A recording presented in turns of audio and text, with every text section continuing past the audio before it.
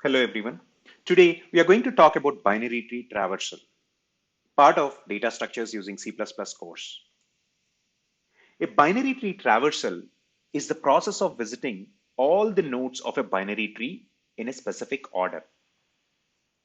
The three most commonly used binary tree traversal techniques are in-order traversal. The left subtree is visited first, then the root node, and finally the right subtree. Pre-order traversal. The root node is visited first, then the left subtree, and finally the right subtree.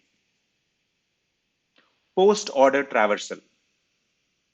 The left subtree is visited first, then the right subtree, and finally the root node. Each of these traversals can be implemented using either recursion or iteration.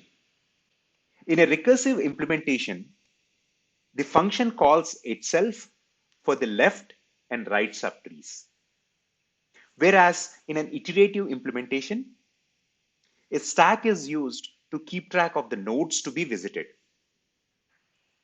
Here is a C++ example to demonstrate binary tree traversal. This example demonstrates the three popular binary tree traversal methods: in-order, pre-order, and post-order. The tree is constructed with nodes having values 1, 2, 3, 4, and 5.